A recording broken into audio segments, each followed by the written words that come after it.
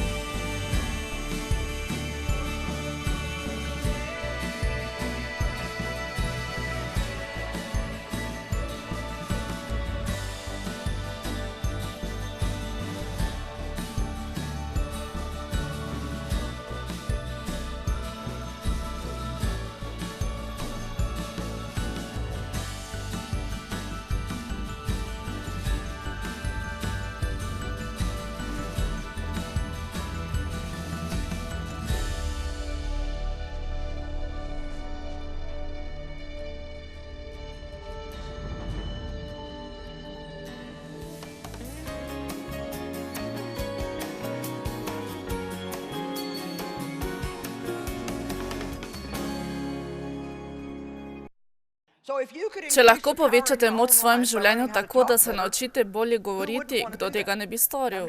Koliko izmed vas hoče to storiti? Če veste, lahko povečate moč v svojem življenju tako, da se naučite bolje govoriti. Danes vas bom naučila, kako v trenutku povečate svoje veselje. Mislim, trenutku. Lahko imate več veselja ta dan, kot pa bi ga imeli, če danes ne bi bili tukaj in ne bi slišali, kaj vam bom govorila. Kajti vaše besede ne vplivajo samo na stopnjo veselja, ampak tudi na veselje vseh ljudi, ki so okrog vas. Ali je odrešenje doseglo vaša usta? Ali so vaša usta odrešena? Spominjam se, ko mi je Gospod rekel tole pred mnogimi leti. Rekel je, veš, Joyce, odrešena si, vendar se tako ne sliši iz tvojih ust. Čas je, da tudi tvoja usta postane odrešena. Tako si upam trditi, da ima Gospod nekaj takšnih tukaj, za katere je čas, da postavijo svoje ustnice na oltar. Mi napravimo odločitev. Ne morete krotiti jezika brez Božje pomoči, vendar On ne bo naredil vsega namesto vas. Sami ne boste ničesar napravili, če ne poznate pomembnosti in moči besed.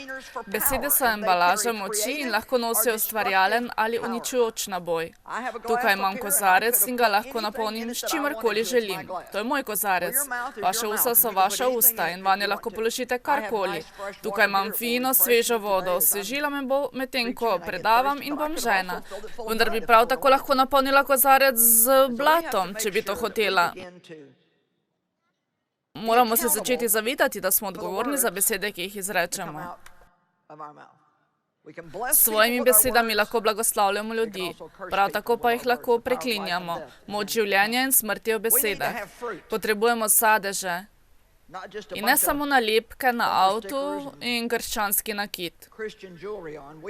Moramo začeti ravnati tako, kakor Bog hoče, da ravnamo, kajti tudi neverniki, ki nas skušajo v grehu, vas bodo kritično sodili, če to storite.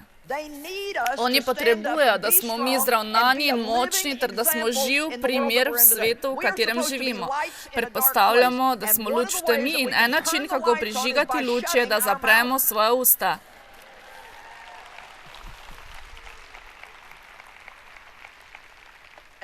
Vsaj utihnite, dokler kaj dobrega ne pride iz njih. In vi veste, da bo Sveti Duh, če začnete moliti za to, vas bo Sveti Duh prepričal, ravno preden odprete usta.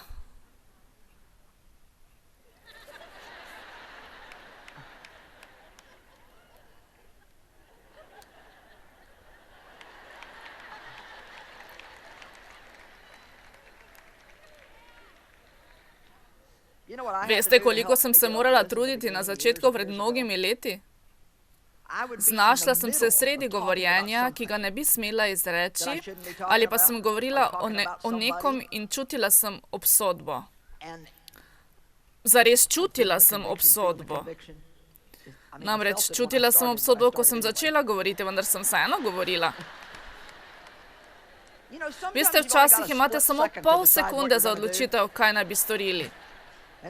Nažalost, potem, ko smo bolj v praksi, ne gremo vedno z Bogom. Včasih se oprimemo mesa. Vendar obsodba ostane in ostane. V redu, vi si resnično pridobite dovolj Božjega v svojem življenju, hočete biti všeč Bogu, napraviti pravo stvar in premagati ta problem. Vendar se moram sama ustaviti sredi pogovora in nekomu reči, prosim, da mi oprostite. To ni nekaj, o čemer bi morala govoriti. Napačno ravnam. Oprostite mi.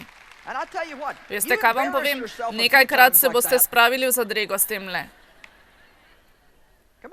Dajte no, nekajkrat se boste spravili v zadrego s temle, recite sebi tole v javnosti in vam bo pomagalo priti do cilja. Tisti minuti, ko se obsodite, pride Sveti Duh. Vaše življenje in vas vodi skozi vsak dan. Postane čudovit odnos, ko se naučite sodelovati z njim. Bolj, ko ste občutljivi za Svetega Duha, bolj boste čutili njegovo vodstvo za vse, kar izrečete, vsako odločitev, ki jo storite, in vsako misel, ki jo mislite. To je stvar rasti. Vendar, če nikjer ne začnemo, potem ne bomo nikamor prišli.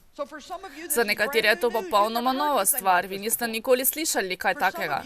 Za nekatere je samo ponavljanje nečesa, kar ste že 100-krat slišali, vendar ste stvar zanemarili. Ustavili ste si pri Joyce Meyer predavanju, da bi se oglasili. To je tudi prav. Vesela bom, če najdete pravo resonanco. Prišli ste, da bi imeli pravo držo. 4. Mojzesova knjiga 13 nam kaže čudovit položaj, ko Mojzes po Božjem naročilu pošlje v obljubljeno deželo Kanaan svoje ogleduhe. Ti naj bi si ogledali, če so sadovi te dežele res tako odlični, kakor je Bog rekel, da naj bi bili. Ali bodo res tako dobri, kakor mislimo, da so. 27. vrstici. Prišli smo v deželo, v katero si nas poslal. Zares se v njej cedita mleko in med in tole njeno sadje. In sadje je bilo tako veliko, da sta dva moža na dolgem drogu nosila grozdje. Na dolgem drogu. To je zelo velik sadež. Res je, ta sadež je zelo velik. Sadež je čudovit, vrstica 28. To, da ljudje, prav tukaj pridejo težave. Da, hvaležen sem, da imam delo, vendar... Da, seveda sem hvaležna, da imam moža, vendar... Rada imam svoj dom, vendar... Veste, mi uničimo svoje veselje z ugovori. Mi še sledite? Svoje veselje lahko uničite s pomisleki. Ali vam lahko rečem, da se odpovejte vašim pomislekom? To sem hotela reči že mnogo prej. Končno sem uspela. No, lahko bi šla še naprej, vendar ne bom. Samo odpravite začetno strinjanje s takojšnjim pomislekom. Dobro, da, vendar. Pozabite na vse to. Sadeži so čudoviti. Kar je Bog rekel, je popolnoma resnično. Toda ljudje, ki živijo v deželi, so močni in mesta utrjena in zelo velika. Tudi Anakove sinove smo videli tam. Ti so mogočni in pogumni. Podali so torej dolg seznam težav. Vendar ali ni Bog že vedel o vseh teh težavah in kako jih rešiti, preden jih je poslal na ogled? Kaleb je pomiril ljudstvo. To je stvar, ki jo Bog hoče, da jo delamo, da spodbudimo druge ljudi, ki se pritožujejo in godrnjajo. Na prav način in ne tako, da smo visoki, ampak da rečemo pššt. Dobro, ne gremo tja.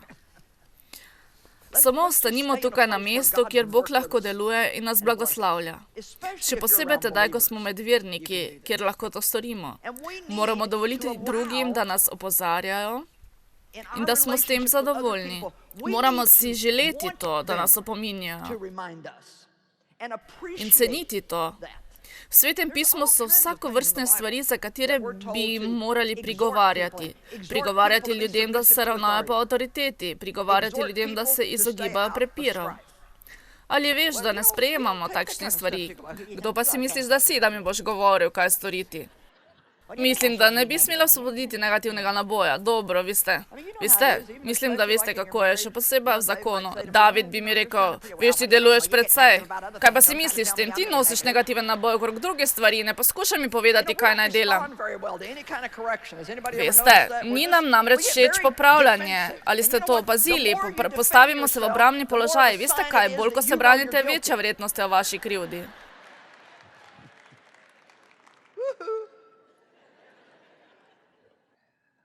Kaleb je v 30. vrstici miril ljudstvo in rekel, le pojdimo in se je polastimo, prav gotovo jo lahko premagamo. Vendar so njegovi tovariši rekli, to ne bo mogoče. Poglejmo 32. vrstico. Očrnili so deželo, ki so si jo ugledali. Vedno me preseneti, da so prinesli negativno sporočilo. Niso hoteli videti pozitivnega, videli so samo negativno. Niso hoteli videti pozitivnega, videli so samo negativno. Dva hočeta govoriti o sadovih, preostali govorijo o velikanih. Dva sta videla Boga, ostali vidijo težavo. In Bog pravi, da je bilo hudobno poročilo.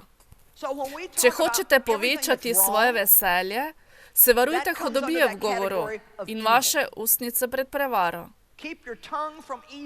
Držite svoj jezik stran od hudobije, če želite povečati svoje veselje. Koliko vas verjame, da če govorite o srečnih stvarih, boste tudi sami srečnejši?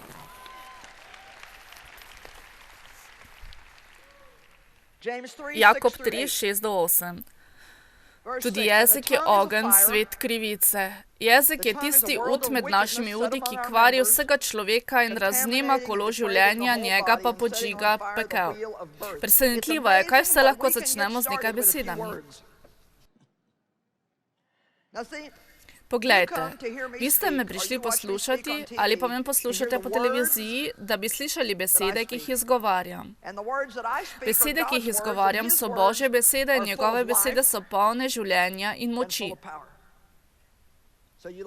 Radi imate, da se počutite bolje. Koliko izmed vas je, če gledate moj program zjutraj in se potem počutite bolje? Dobro, to je zato, ker so besede prave. Sedaj imate odgovornost, da zapustite svojo hišo in uporabite besede, da se kdo drug počuti bolje. Dajte no. Če sem se sama potrudila, da bi se vi počutili bolje, potem morate tudi vi storiti, da se kdo drug počuti bolje. Lahko začnete kar doma v vaši hiši. Naj vam povem mogočno ugotovitev. Cenim te. Poskušajte to izreči, mogoče tudi nekomu, s katerim ste že poročeni 20-25 let. Cenim te. In to izrecite iskreno. Gledajte jih v oči in recite, cenim te. Veste, te besede, nekaj v njih. Cenim te. Veste, še posebej tedaj, če jih izrečete nekomu, ki ves čas nekaj stori za vas in ste postali tako navajeni tega, da ste to začeli jemati kot nujo, kot samoumevno. Cenim te. Naj vam povem še 4 druge mogočne izreke. Prosim. Hvala. Oprosti mi. Žal mi je. Kaj pa tale? Moja napaka je. Juhu! Ali si lahko zamislite, koliko prepirov bi preprečili, če bi samo rekli, moja napaka je? 3 majhne besedice, ki lahko izničijo dneve jeze,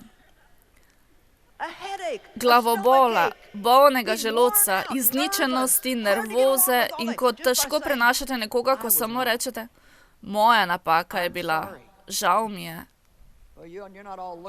No, ne zgledate, da ste resnično pripravljeni storiti to, ali se motim? Dajte, no, poskušamo napraviti nekaj vaj. Bila je moja napaka.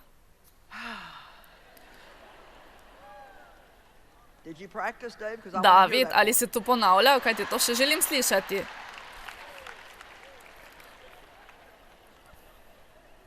A ste vi, gospi, poročene z možmi, ki se nikoli ne zmotijo?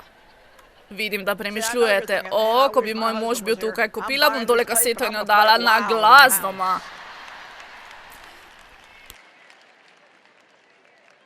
Tukaj je nekaj stvari, ki jih moramo reči, ko nekdo naredi napako. Ni problema. Ne skrbi glede tega. Tudi jaz delam napake. Odpuščam ti. Naj te to ne obremenjuje. Ne misli več na to. Koliko bolje je to, kakor da ga še spomnite na napako ali pa zavzdihnete.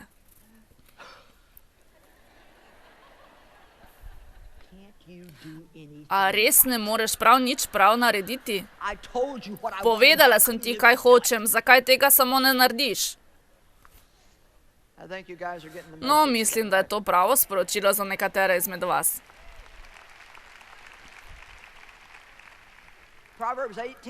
Pregovori 18, 20. vrstica.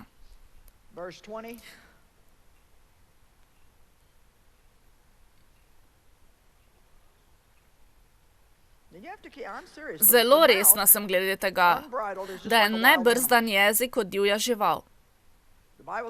Svetopismo pravi, da je kot pošast, ki jo je nemogoče ukrotiti. Noben človek ne more obvladati jezika, zato potrebujemo Boga. In tudi, če se strinjate, da boste tako storili, boste našli svoj jezik, da la. Še posebno tedaj, ko ste med drugimi ljudmi, ki to počnejo. Nam vsem bi bilo veliko lažje, če bi si izbirali prijatelje, ki bi vedeli, kako govoriti. Amen. V redu, dobila sem približno 10 oseb, ki se strinjajo z mano. Koliko izmed vas zapravi več časa z ljudmi okrog sebe, ki opravljajo in kritizirajo in imajo vsakovrstne vzklike? Poglej to, vidiš tega. Daj no, dobi si kakšnega drugega prijatelja. Jaz sem poročena s svojim. Veste kaj? Na to rabite nadomestilo, da bi preživeli čas s pozitivnimi ljudmi, ki bi vam pomagali rasti. V ta namen morate tudi moliti in izreči. Molim zate in navade v našem domu se bodo spremenile. Molim in govorim. 20. vrstica. Vsak želodec se siti sadovi svojih ust, siti se s pridelkom svojih ustnic. Pa naj so sadovi dobri ali slabi. Vsaka beseda je kakor seme in prinaša neke vrste posledice ali žetev v našem življenju. Tole ne bo v današnjem sporočilu, vendar ga boste našli v enem izmed prihodnjih. Vi lahko zbolite, fizično zbolite zaradi napačnih besed. Prav tako pa lahko zdravite, če uporabljate prave besede. Da. Smrt in življenje sta v oblasti jezika. Smrt in življenje. Kdor ga uporablja, bo jedel njen sad. Pa naj bo smrt ali življenje, svoje besede použivate.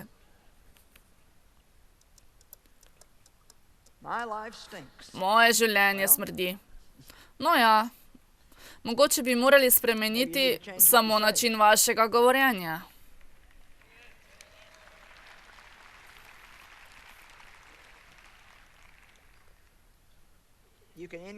Vi lahko povečate svoje veselje in veselje vseh ljudi okrog vas, če govorite prav. Ne samo, da mi sami zastrupljamo svoje lastno veselje z napačnim govorjenjem, vendar zastrupljamo tudi veselje drugih ljudi okrog nas. Na vse zadnje negativnost vsakogar vleče dol in označi vse.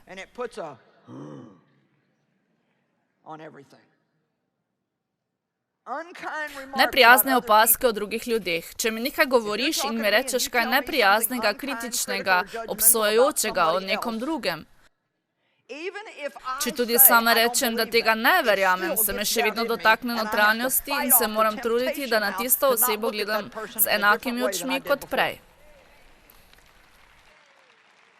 Ali razumete? Takoj se znajdete v premišljevanju. O, me zanima, ali je to res ali ne.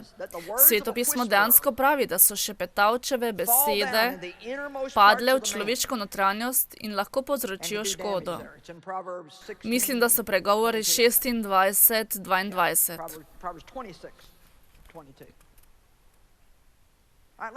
Za trenutek govorimo o jeziku in preizkušnjah. Kar smo rekli v sedanji preizkušnji, delno določa, koliko jih bomo imeli v prihodnosti. Kako govorite o razburjenosti, določa, koliko časa boste potrebovali, da to premagate. Poglejte no. Kako govorimo v sedanji preizkušnji in trpljenju, določa njuno trajanje. Te delno določajo njihovo trajanje. Godrnjaj in ostani na istem, hvali in se dvigni. Vendar bomo to prihranili za predavanje o godrnjanju. Ali je vaš problem resničen? Ali je vaša drža vaš resničen problem? Ali je to vaš govor? Je to glavni problem? Ali lahko gledate vaš problem iz druge strani? Lahko postanete srečnejši, če boste po odhodu začeli govoriti na drug način. Namesto da rečete, tega ne morem prenašati, rečete, tudi to bo minilo. Tale je dober. Malo morate spremeniti svojo navado. Zjutraj se vstanite in si recite, nekaj lepega se mi bo danes zgodilo. Vedno, ko nekdo prinese na površje vaš problem, ali si ne boste želeli, o, na to sem že pozabila, ali ne bi kar utihnil.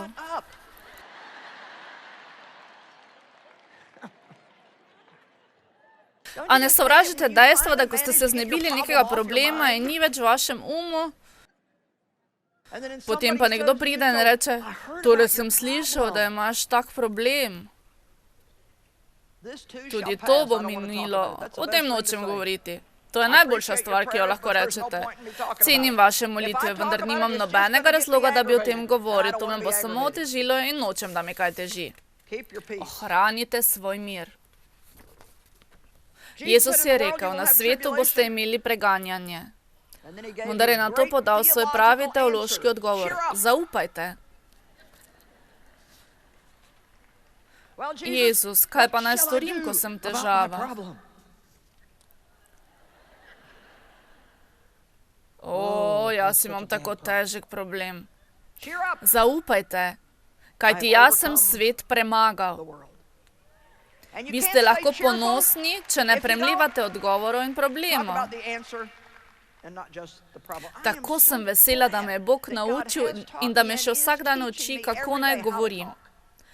V enem kako ne govorim. V enem izmed naslednjih predavanj boste slišali, kako Pavel nagovarja skupnost v Korintu. Otroci se, ne veste, kaj govoriti. Jasno, da so bili sposobni govoriti, vendar niso govorili o pravih stvareh. Nehate govoriti o vsem, kar ni prav. Ko boste naslednjič v stiski ali na preizkušnji, naredite odločitev, da ves čas ne boste izrekli nič negativnega.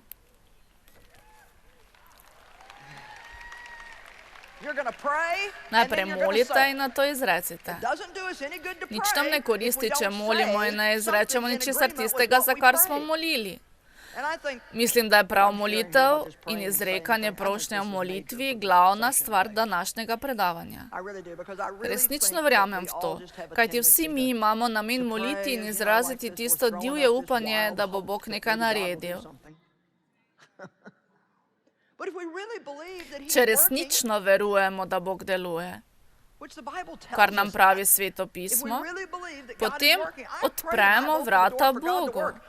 Verujem, da Bog deluje in da bom videla rezultat svoje molitve, če ne bom med tem izustila množico neumnih stvari, ki bi zanikale mojo molitev. Preizkušnja se pokaže med tem časom čakanja, ko je nad nami pritisk in je tako težko ostati tiho. Veste zakaj? Ker hočemo izreči to, kar čutimo in hočemo izreči, kar mislimo. Vendar nažalost to, kar čutimo in mislimo, zelo pogosto nima nič opraviti s tem, kar Bog dela. Nima nič opraviti z vero in Božjim delovanjem. Zato se moramo naučiti govora Božje besede in ne samo govoričiti o svojih občutkih in mislih. Jaz si mislim, jaz mislim. Vse na pamet. Najslabše je, ko govorimo kar na pamet.